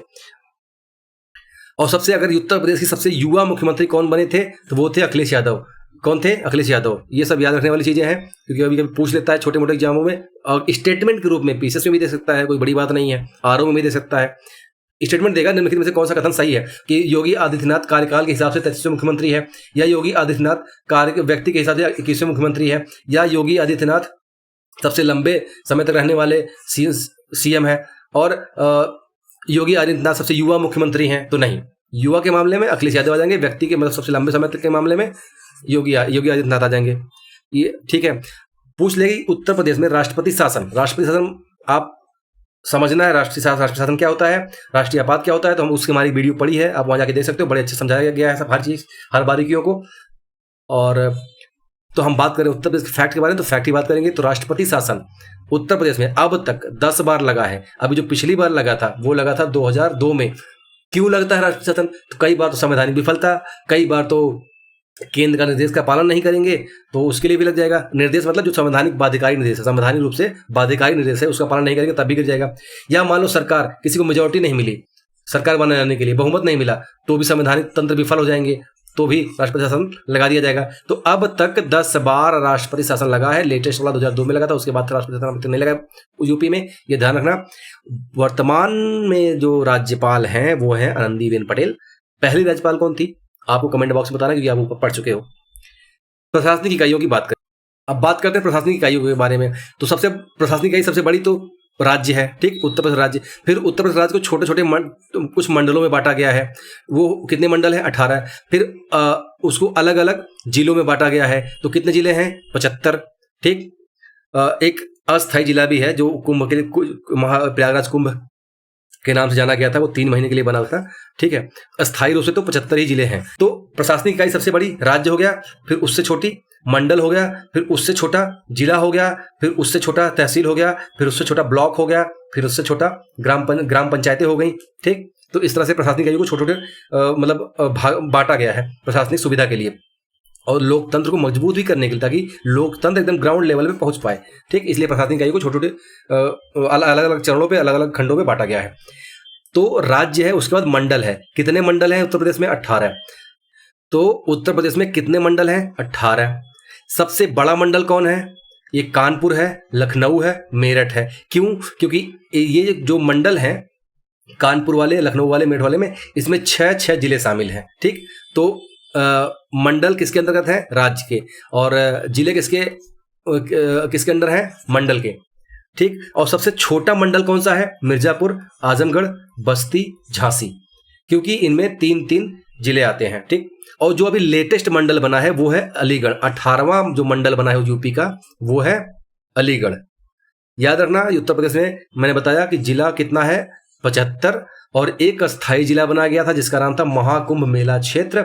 ये बनाया गया था 1 दिसंबर से लेके मार्च तक, ठीक है। दिसंबर 2024 से लेके मार्च 2025 तक 3 महीने के लिए एक जिला बनाया गया था अस्थायी रूप से, महाकुंभ मेला क्षेत्र। अब जिला बना देंगे तो यहाँ पे अलग डीएम होंगे, अलग प्रशासनिक इकाइयाँ होंगी, मतलब सारी प्रशासनिक जैसे एक जिले में होती है वैसे वहाँ पे होगी। अब सोचो, ये अगर देखा जाए तो ये जो जिला था, कितनी पॉपुलेशन यहाँ पे आई थी? लगभग 60 करोड़, है ना। तो तहसील कितनी है यूपी में? 351। सबसे ज्यादा तहसील किस जिले में है? तो यू है प्रयागराज में। और ब्लॉक मतलब ये तो इकाइयां हैं, जान गए कि तहसील छोटी ब्लॉक होती है, फिर पंचायतें होती हैं, शहरों में महानगर होते हैं, फिर परिषद होते हैं। अगर जिला पंचायत की बात करें कि उत्तर प्रदेश में कितने जिला पंचायत हैं, तो जिला पंचायत उतने ही होंगे जितने जिले हैं, ठीक। तो 75। न्याय पंचायत, तो न्याय पंचायत को 2017 में खत्म कर दिया गया। न्याय पंचायत व्यवस्था को 2017 में उत्तर प्रदेश में खत्म कर दिया गया। याद रखना, पंचायतों में महिला को आरक्षण कितने परसेंट दिया जाता है आपको पता ही होगा? 1/3 यानी 33%। जो प्रधानी या उसके ऊपर जो क्षेत्र पंचायत समिति या जिला पंचायत जो चुनाव होंगे, जो सीटें होंगी, उसमें 33% भाग महिलाओं के लिए होगा, ठीक है। एनसीआर में कितने जिले शामिल हैं यूपी के? एनसीआर क्या होता है? National capital region. National capital region यानी राष्ट्रीय राजधानी क्षेत्र। राजधानी का एरिया बड़ा है या राष्ट्रीय राजधानी क्षेत्र बड़ा है? तो राष्ट्रीय राजधानी का क्षेत्र बड़ा है, क्योंकि जब राजधानी की बात करोगे तो केवल दिल्ली वाला एरिया आएगा, लेकिन जब राष्ट्रीय राजधानी क्षेत्र की बात करोगे तो इसमें कुछ एरिया आएगा हरियाणा का, कुछ एरिया आएगा राजस्थान का, कुछ हरियाणा आएगा यूपी का। क्यों? क्योंकि दिल्ली में जगह पड़ गई कम, तो राष्ट्रीय राजधानी क्षेत्र बना दिया गया आसपास के जिलों को शामिल करके। हालांकि प्रशासन वहां पे उन राज्यों का ही होगा, लेकिन जब उसकी राजधानी का विस्तार होगा तो इन जिलों में इसका विस्तार हो सकता है, ठीक। तो यूपी के जो राष्ट्रीय राजधानी क्षेत्र में शामिल जिले हैं वो है मेरठ, गाजियाबाद, गौतम बुद्ध नगर, बुलंदशहर, हापुड़, बागपत, मुजफ्फरनगर, शामली। तो आप देख रहे हो ये जो दिल्ली से सटे हुए राज्य जिले हैं वही शामिल है एनसीआर में। 1 2 3 4 5 6 7 8, तो यूपी के 8 जिले ऐसे हैं जो राष्ट्रीय राजधानी क्षेत्र में शामिल है। बात करें कि उत्तर प्रदेश में कितने पुलिस आयुक्त वाले जिले हैं, मतलब कमिश्नरेट जो जिले हैं, कमिश्नरेट डिस्ट्रिक्ट जो है कितने हैं? लखनऊ है, गौतम बुद्ध नगर है, वाराणसी है, कानपुर है, गाजियाबाद है, प्रयागराज है और आगरा। 1 2 3 4 5 6 7 यानी 7 जिले ऐसे हैं जहां पे प्रशासन की पुलिस आयुक्त वाली व्यवस्था है, कमिश्नरेट व्यवस्था है। कमिश्नरेट व्यवस्था क्या होती है कि जैसे किसी जिले का जो जिले का प्रशासनिक अधिकारी होता है, डीएम होता है, इसके पास सबसे ज़्यादा पावर होती है। लेकिन जो कमिश्नरेट जिले होते हैं उस वहाँ पे क्या होता है कि डीएम वाले कुछ पावर पुलिस कमिश्नर को दे दिए जाते हैं और यहाँ के जो कमिश्नर होते हैं वो आईजी लेवल के होते हैं। अगर आप कुंभ की उस समय न्यूज़ देख रहे होंगे तो एक जो इलाहाबाद या प्रयागराज जो कमिश्नर होते थे, बड़े बड़े मुछ रखे रहते थे, हमेशा टहलते रहते थे, वो आपने देखा होगा। तो वो वहाँ के कमिश्नर है, वो ठीक है, वो वहाँ के क्या है? कमिश्नर है। ये आईजी डीआईजी रैंक के डीआईजी रैंक के होते हैं, ठीक है। कमिश्नरेट व्यवस्था में क्या मैंने बताया आपको कि डीएम के कुछ पावर इनके पास भी होता है। अब इनके पास होता है तो इसका मतलब ये नहीं कि डीएम का पावर काट लिया गया, नहीं, कुछ पावर डीएम के पास है, वही सेम पावर पुलिस कमिश्नर के पास है। जैसे अब चूंकि ये लखनऊ, गौतम बुद्ध नगर, वाराणसी, कानपुर, गाजियाबाद, प्रयागराज, आगरा ये बड़े जिले हैं और यहाँ पे पॉपुलेशन ज्यादा रहती है, ये महानगर वाले जिले हैं। तो महानगर वाले जिलों में ज्यादातर ये कमिश्नरेट व्यवस्था होती है, पुलिस आयुक्त वाली व्यवस्था होती है। अब मान लो इलाहाबाद या प्रयागराज या गौतम बुद्ध में दंगा हो गया, तो दंगा वंगा हो गया तो लाठी चार्ज या स्ट्रिक्ट एक्शन लेने का अधिकार जो आदेश होता है वो डीएम देता है, उसके लिए जवाबदेह डीएम होता है। लेकिन इन जिलों में जहां कमिश्नरेट व्यवस्था होती है वहां लॉ एंड ऑर्डर बनाए रखने के लिए कुछ अधिकार जो पुलिस के मुख्य होते हैं जिला के, उनको दे दिया जाता है कि लाठी चार्ज करना है, दंगे को कंट्रोल करना है, तो कुछ अधिकार उनके पास है। वो ऑर्डर लेने के लिए डीएम के पास नहीं जाएंगे, बल्कि लॉ एंड ऑर्डर को मेंटेन करने के लिए जो भी करना पड़ेगा करेंगे, ठीक। तो ये होती है कमिश्नरेट व्यवस्था की थोड़ी डीएम वाली थोड़ी बहुत पावर कमिश्नर के पास भी होती है, कमिश्नर के पास भी होती है। इसका मतलब डीएम का पावर काटा नहीं जाता है, कुछ चीजों में उसको डीएम से आदेश देने नहीं जाना पड़ेगा। ये महानगर वाले जिलों में होता है, ठीक। तो वो आप देख गए। उसके बाद कितने कैंट बोर्ड है उत्तर प्रदेश में? कैंट बोर्ड का मतलब आर्मी का जो क्षेत्र, आर्मी का एरिया जो होता है वो, तो 13 ऐसे कैंट बोर्ड है जो जहां पे आर्मी का एरिया है। कितने कारागार हैं, मतलब जेल लगभग 73 के आसपास है। लेकिन सेंट्रल जेल की बात करेंगे तो आगरा में है, बरेली में है, फतेहगढ़ में है, नैनी में है, वाराणसी में है और लखनऊ इटावा में है। तो 1 2 3 4 5 6 7, तो 7 जो है वो सेंट्रल जेल है। कहाँ? यूपी में। आगरा जो है वो पहला सेंट्रल जेल बना था कब? 1844 में, अंग्रेजों वाले जमाना में। अंग्रेज जो केंद्र था यूपी में वो आगरा ही था ना उस समय। अभी एक रिपोर्ट आई है, India justice report. India justice report ये है। इस इंडिया जस्टिस रिपोर्ट निकालता कौन है? टाटा ट्रस्ट। उसमें पहला स्थान है इंडिया जस्टिस रिपोर्ट में कर्नाटका का, यूपी का स्थान 17वां है, ठीक। इंडिया जस्टिस रिपोर्ट में क्या होता है कि पुलिस की कैसी व्यवस्था है, वहां की न्यायपालिका कैसी है, वहां के जेल कैसे हैं, वहां पे जो कानूनी सहायता दी जाती है गरीबों को उसकी व्यवस्था कैसी है। तो इन सब के आधार पे टाटा ट्रस्ट नाम की संस्था एक रिपोर्ट निकालती है कि वहां के लॉ एंड ऑर्डर को मेंटेन करने के लिए, लोगों को न्याय दिलाने के लिए कैसी व्यवस्था है, तो कैसे रैंक देती है उस हिसाब से, किस आधार पे, पुलिस व्यवस्था के हिसाब से, न्यायपालिका व्यवस्था के हिसाब से, कारागार के हिसाब से। मतलब कारागार में क्या देखेगा कि वहां ना, मतलब ऐसा जो जेल कैदी वहां पे मतलब रखे जाते हैं, वहां पे सुविधाएं कैसी है। ऐसा तो नहीं एक कमरे में मतलब खूब सारे ठूस दिए गए हैं और मूलभूत सुविधाएं वहां पे है कि नहीं है, स्वच्छता है, साफ सफाई है कि नहीं है, क्योंकि अब है तो इंसान, तो थोड़े बहुत ह्यूमन राइट तो होते ही है ना, तो ठीक वो सब नाप देखती है।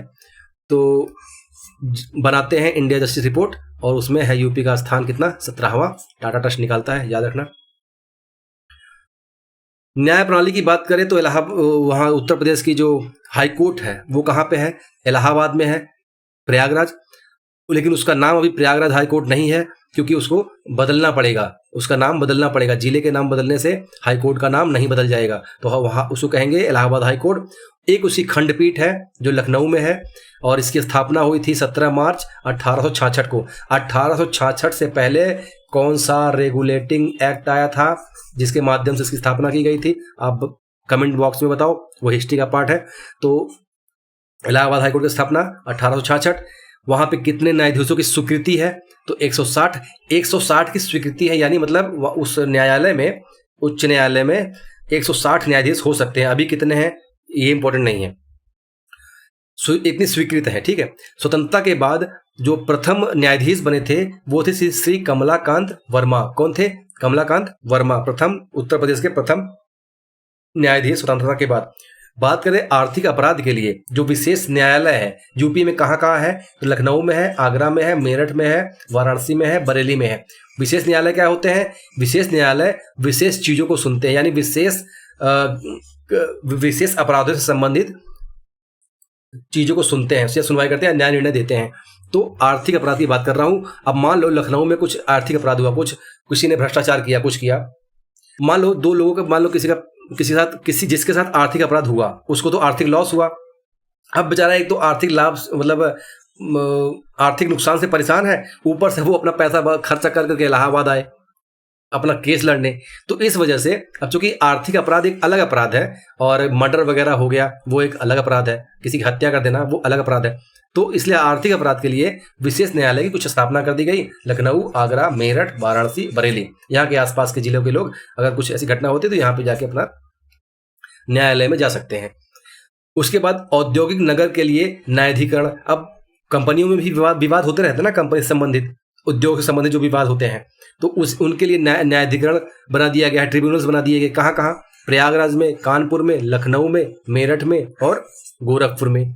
ये मुद्दे इतना इंपॉर्टेंट नहीं है लेकिन फिर भी कुछ भरोसा नहीं, पूछ ले। कुछ आयोग की बात करते हैं, जैसे यूपी की बात करेंगे कि यूपी में राज्य पिछड़ा आयोग की स्थापना कब हुई थी, तो 1993 में। यूपी में अल्पसंख्यक आयोग की स्थापना कब हुई थी? 1994 में। यूपी में मानवाधिकार आयोग की स्थापना कब हुई थी? 2002 में। यूपी में सूचना आयोग की स्थापना कब हुई थी? 2005 में ही सूचना का अधिनियम भी आया था, तो इसलिए इसकी स्थापना मतलब सेंटर में आया था, संसद ने बनाया था। तो उत्तर प्रदेश भी अपना सूचना आयोग बनाया 2005 में। उत्तर प्रदेश में महिला आयोग कब बना था? 2004 में। उत्तर प्रदेश में बाल संरक्षण आयोग कब बना था? 2013 में। उत्तर प्रदेश में राज्य आपदा प्रबंधन प्राधिकरण, जैसे सेंटर में होता है ना राष्ट्रीय आपदा प्रबंधन प्राधिकरण, वैसे राज्यों का अपना अपना होता है आपदा से बचाने के लिए जो संस्थाएं होती, मतलब जो संस्था बनाई गई है वो बनाई गई था उत्तर प्रदेश में 2005। आज राज्य पिछड़ा आयोग 1993, राज्य अल्पसंख्यक आयोग 1994, राज्य मानवाधिकार आयोग 2002, राज्य महिला आयोग 2004, राज्य बाल संरक्षण आयोग 2013, राज्य आपदा प्रबंधन प्राधिकरण 2005। क्रम याद कर लेना जितने भी आयोग हैं, ठीक है भैया। कभी कभी पूछ लेता मैच द फॉलोइंग पूछ लेगा, या आगे पीछे कौन पहले कौन बाद में बना, इस तरह से पूछ लेगा, तो ये याद कर लो अच्छे से। उसके बाद एक स्टेट ट्रांसफॉर्मेशन कमीशन बनाया गया, कब? 2022 में। ये क्या चीज है? तो जो राज्य का जो योजना आयोग था, राज्य का योजना आयोग का नाम बदल के क्या कर दिया गया? State transformation commission. जैसे सेंटर में कर दिया गया था योजना आयोग को नीति आयोग, इसी तरह इसको कर दिया गया। कब किया गया? 2022 में। तो स्टेट ट्रांसफॉर्मेशन कमीशन की स्थापना कब हुई? 2022 में। यूपी में राज्य सहकारी निर्वाचन आयोग, ये वो निर्वाचन आयोग नहीं है जो पंचायतों का चुनाव कराती है, ये वो निर्वाचन आयोग है, सहकारी निर्वाचन आयोग पूरा नाम लेना हमेशा इसका। तो ये सहकारी निर्वाचन आयोग है जो सहकारी समितियों में उसके सदस्यों का जो चुनाव होता है अध्यक्ष के लिए, सहकारी समितियों में जो अध्यक्ष के चुनाव के लिए जो संस्था है वो कौन है? सहकारी निर्वाचन आयोग। ठीक, सहकारिता के लिए कौन सा संविधान संशोधन हुआ था जो डीपीएसपी से लाके मूल अधिकार बना दिया गया था? तो 97वां याद। तो आज हमने देखा मतलब भूगोल से संबंधित और प्रशासन से संबंधित, थोड़ा बहुत न्यायपालिका संबंधित और कुछ अवसंरचना जैसे सड़क, बिजली आदि, इन सब से हमने इस वीडियो में देख लिया है। अगली वीडियो में हम जब आएंगे तो उत्तर प्रदेश में जो सामाजिक न्याय से चीज़ें जुड़ी चीज़ें हैं उसको देखेंगे, पर्यावरण संबंधित चीज़ें देखें, जैसे वहाँ के जो बायोडाइवर्सिटी पार्क वगैरह है, ये सब चीज़ें हैं, और कल्चर वाला पार्ट जो वन लाइनर है उसको देखेंगे अगली वीडियो में। तो अगर आपको ठीक लग रहा हो तो आप प्लीज़ लाइक और सब्सक्राइब करते हुए शेयर जरूर करते रहिए, ताकि हम मोटिवेट होते रहें आपके लिए और अच्छे कंटेंट लाने के लिए। ये वन लाइनर था, इसलिए मैंने वन लाइनर के हिसाब से बताया है। जब डिस्क्रिप्टिव लाएंगे, अगर आप लोग का डिमांड होगा तो हम डिस्क्रिप्टिव भी लाएंगे और बड़ी अच्छे से उसको एक्सप्लेन करेंगे। चीज़ें पूरी ऑथेंटिक होती हैं, आप इन चीज़ों को यूज कर सकते हो, लिख सकते हो। अगर हो सकता है मेरे बोलने में कुछ चीज़ें मिस स्पेल हो जाए, मतलब मैं कुछ गलत बोल दूं, लेकिन आप लोग जो लिखा हुआ चीज़ें हैं वो गलत नहीं है। अगर कुछ गलती आपको लगती भी है तो आप प्लीज़ कमेंट करिए, उसको हम सुधारने की कोशिश करेंगे। पर हम जहाँ तक कोशिश करते हैं कि लिखावट में कोई गलती ना हो। हाँ, बोलते वक्त कुछ ऊपर नीचे हो सकता है, कुछ शब्द उधर उधर, इसलिए मैं ज़्यादातर चीज़ें लिख के रखा रहता हूँ। ठीक है, वैसे कोई गलती नहीं होती, मैं बहुत कोशिश करता हूँ चीज़ें ऑथेंटिक हो। ओके, धन्यवाद।